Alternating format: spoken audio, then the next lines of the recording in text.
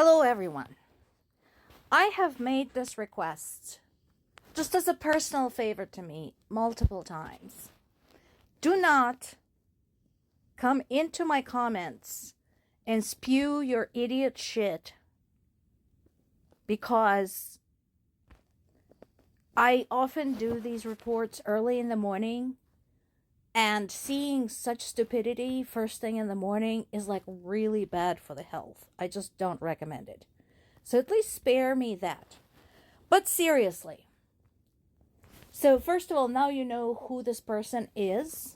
So it would be terrible if you all just accidentally reported their comments and their profile for spreading harmful misinformation. That would be so awful for them. But second, let me address this. What business have we in Ukraine?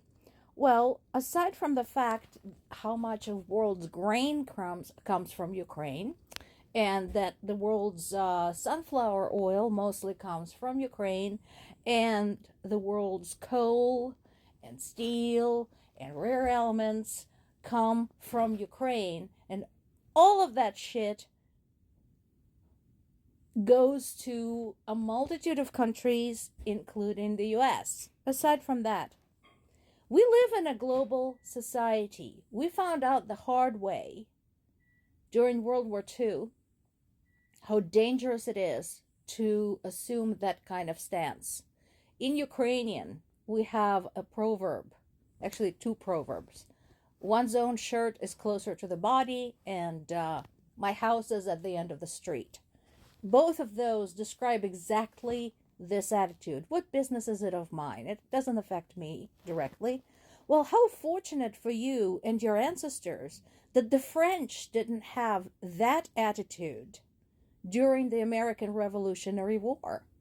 Because what business was it of theirs to supply weapons and troops to the United States, which wasn't even the United States at the time, allowing the colonies to win the Revolutionary War? How amazing is that?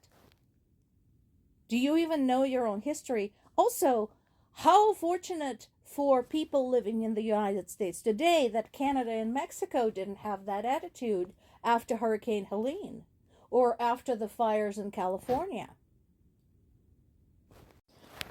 Do not argue history of Ukraine with a person from Ukraine. I am disgustingly well educated on the subject. I grew up there. I speak Russian and Ukrainian. I can read their literature, their sources, their social media posts directly. And most importantly, I studied their history.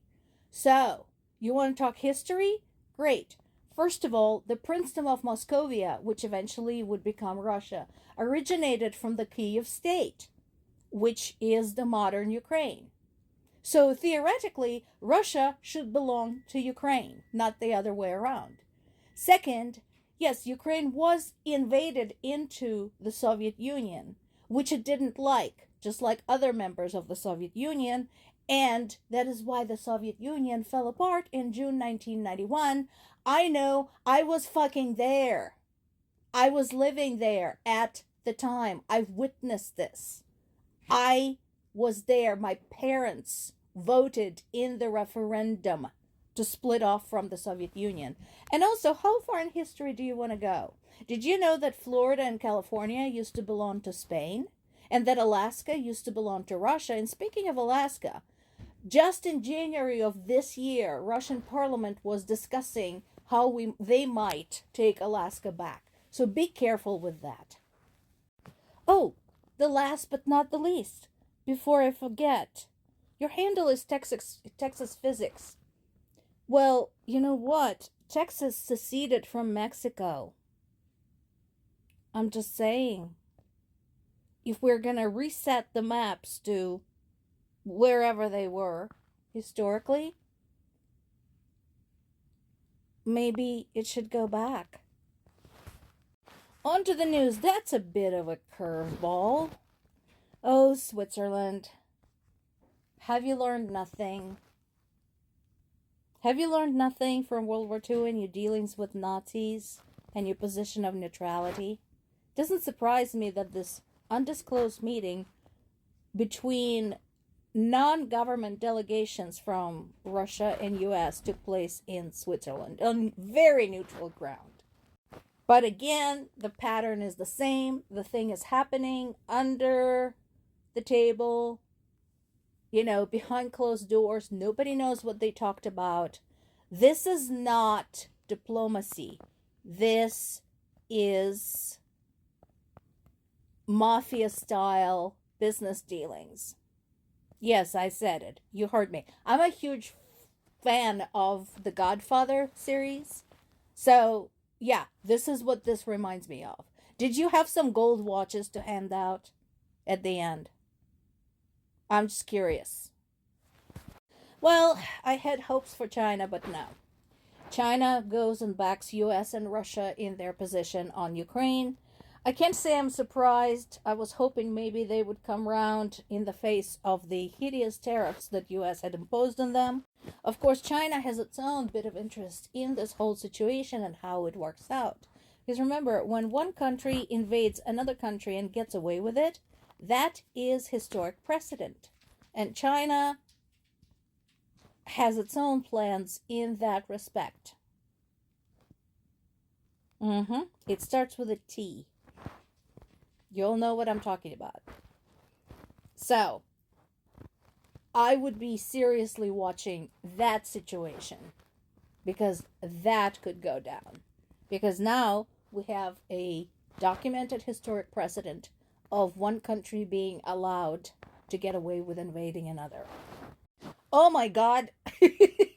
Y'all, do you know how much it takes when Fox News says, guys, I don't think this is right. So what is this all about?